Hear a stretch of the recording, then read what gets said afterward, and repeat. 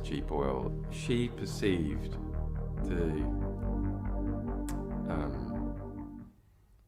the removal of Gaddafi and the overthrow of the Libyan state something that she would use to run in the general election for president. So late 2011, there's an internal document called the Libya TikTok that is produced for Hillary Clinton, and it's a chronological description of how Hillary Clinton was the central figure in the destruction of the Libyan state. As a result, there was around 40,000 deaths within Libya. Jihadists moved in, ISIS moved in. That led to the European refugee and migrant crisis, because not only did you have people fleeing Libya, people then fleeing Syria, destabilization of other African countries as a result of arms flows. The Libyan state itself was no longer able to control movement of people through it. So the Libya faces onto the Mediterranean. And so it had been effectively the cork in the bottle of Africa. So all problems, economic problems, civil war in Africa, previously people fleeing those problems didn't end up in Europe because Libya policed the Mediterranean. And that was said explicitly at the time, back in early 2011 by Gaddafi. What do these Europeans think that they're doing, trying to bomb and destroy the Libyan state? There's going to be floods of migrants out of Africa and jihadists into Europe, and that is exactly what happened.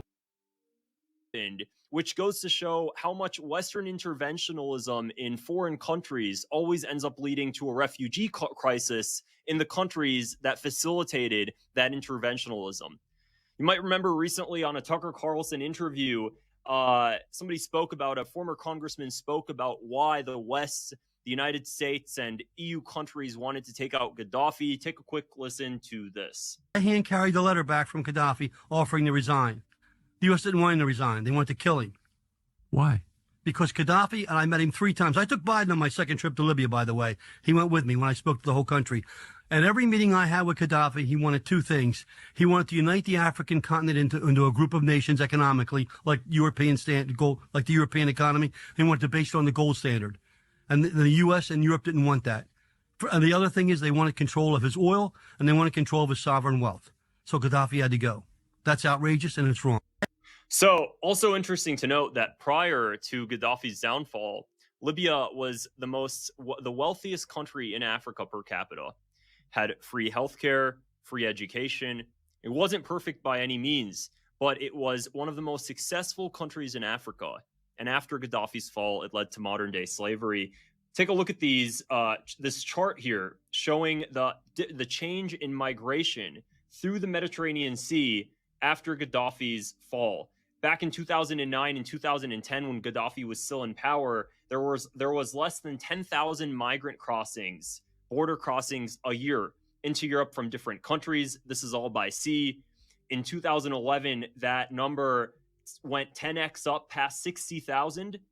2012, there was a bit tighter regulations. And in 2014 and in 2015, that number skyrocketed all the way up to 170,000 migrant crossings through the Mediterranean Sea in 2014 from a mix of African countries: Somalia, Nigeria, Tunisia, Eritrea, Afghanistan, 38% as well. And the reason that countries like Afghanistan end up popping up is because the way the positioning of Libya and where Libya is really important for people to understand how it ended up leading to this massive migrant crisis. Libya was the hub where migration would happen from the Mediterranean Sea up to Malta and Italy.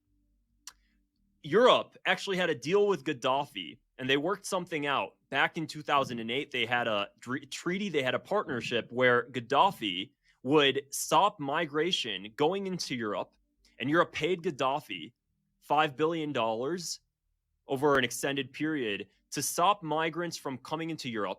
And in return, Europe would give Gaddafi patrol boats. They'd give Gaddafi weapons.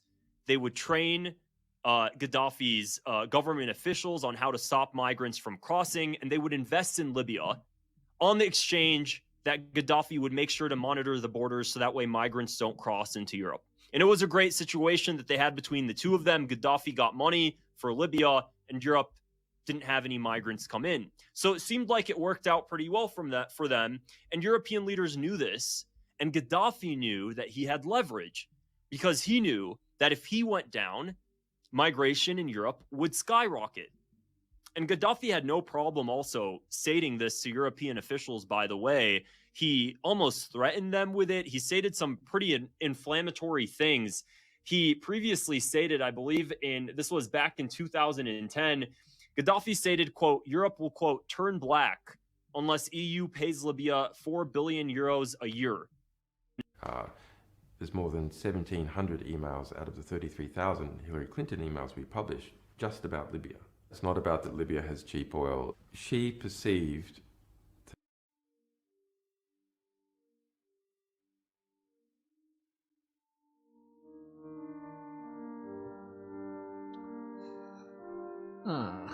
Okay, and that brings us into a topic for today. I know those videos are a little long, but it just gives you an idea of what we're talking about. How the destruction of Libya reshaped Europe forever. This is a breakdown of what's going on in Europe right now with the migrant crisis. And something that a lot of Europeans are complaining why they have so many immigrants in their country. And long story short, their own government officials caused this, and they did it on purpose. Libya before 2011. It was a buffer state between Europe and sub-Saharan routes. For many years, there were people that were trying to make it through Europe by boat, but Libya was the one thing stopping it. And with Libya being a successful country in Africa, a lot of the migrants that would have tried to reach Europe actually stayed in Libya. In addition, Morocco, which is not in there, they actually do the same thing with Spain. They have their own people there that protect people from going into Spain. There's issues there as well, but we're just going to focus on Libya. Gaddafi did control the coastline from smugglers. They kept people from smuggling people and as well as other things from Africa into Europe, and also helped out with terrorism that occurred with Europe. But with him being gone, that would cause a change. 2011, the collapse that opened the floodgates. With no central government, no border police, Libya became ungoverned. So one thing the West did, they just did not get rid of Gaddafi. They destroyed the country's infrastructure. They destroyed the water that was pushed throughout the entire country. They destroyed that infrastructure, electricity infrastructure. They basically made it a failed state. So when you discuss Libya, it wasn't just about getting rid of Gaddafi, it was about destroying a country. They do not want a strong country on the continent of Africa. That is a no-no, because the wealthy want to remain wealthy. And with the destruction of Libya, many migrants just started heading directly for Europe. But this creates a great problem. It's not just migrants. Some are mixed in with just regular migrants. You have militia, you have Al-Qaeda, trained by the US and the West, even though they don't even like the West. And a lot of people with guns, building a criminal network.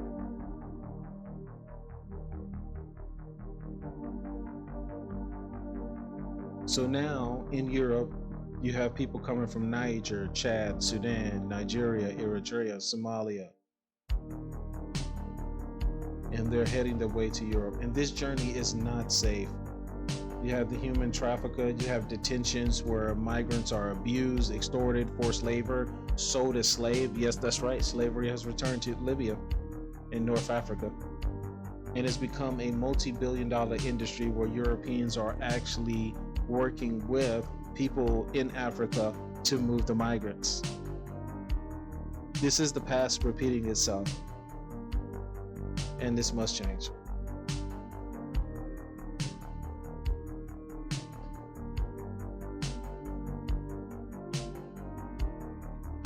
The Europe migrant crisis from 2014 to 2017, we had about 1 million plus people arriving, thousands of people dying, and this is across many European Union countries, because the migrants knew if they just made it to Europe, they could ask for asylum and they would be taken in. Italy became overwhelmed the spring of 2014, and it got so bad Italy had to have help, so they started pushing the migrants into Germany and other countries in the UE. That's why there's so many migrants in Germany, in France, and other European countries.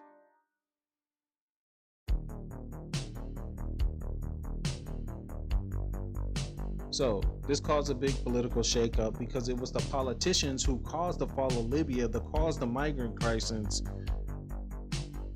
Some people knew that, and they started really telling people that no, it's not just the migrants, our politicians are doing this, because some of the politicians want the migrants.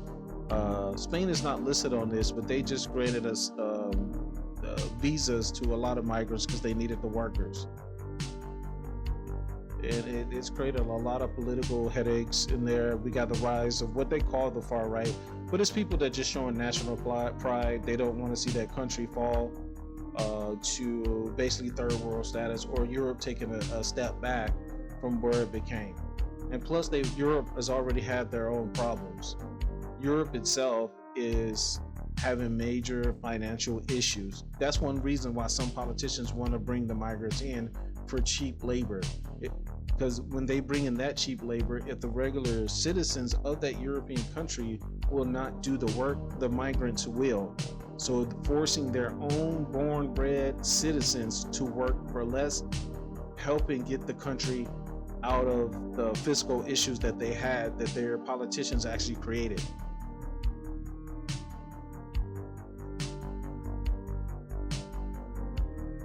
So Europe did create a new network. Italy is the one that spearheaded this. They have now boats on the ocean, on the sea between Africa and Europe that turn migrants around, but sometimes they actually save migrants' lives as well. Now they also have detention centers where people are held and they are deported back to their country. They've also set up deals with the local militias in Libya, which actually hurts Libya in the long run, keeps it as a failed state to stop migrants from coming. And they're expanded their naval surveillance throughout the whole north part of Africa. North Africa is going to be a problem. It's going to be a problem that was created by the West. They're going to try to rewrite the history on this.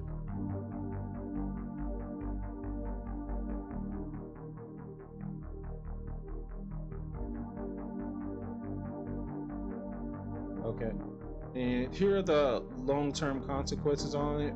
The biggest thing, we have fractured northern African countries. It's not just Libya. Tunisia, Algeria, even Egypt are having problems because with Libya being a failed state, you have all those militias around. They have guns, they have weapons. And if there's no money in Libya, they're going to go to their neighbor next door. Failed states create more failed states. It creates crime, death, murder. When people are poor, you can hire them to do anything. In those countries, they're holding on by a thread. I think Morocco is now the strongest northern African country that's there out of all the countries in North Africa. If you had to be in one country, you would want to go to Morocco, even though it's not the best there either, but it's better than the other ones. I think Algeria, part of it is okay, but Algeria is still struggling.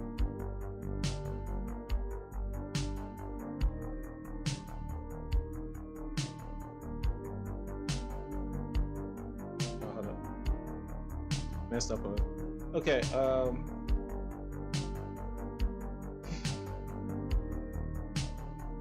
Yeah, and this is basically what I was talking about. So, in summary, the destruction of Libya opened migrant routes. YouTube Premium is ad-free. Hold on 1 second. I'm gonna have to edit this part. YouTube Music Premium. YouTube Premium. It always hits me. All right, so in long short, them removing Gaddafi led to just open up a route for a major migration from Africa and Arabia into Europe.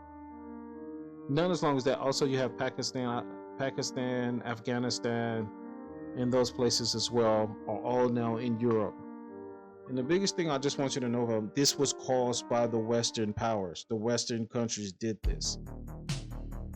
They create failed states in Africa and in Arabia, and then they look, oh my God, look at these people. They can't govern. They can't take care of themselves. Oh, it's only us.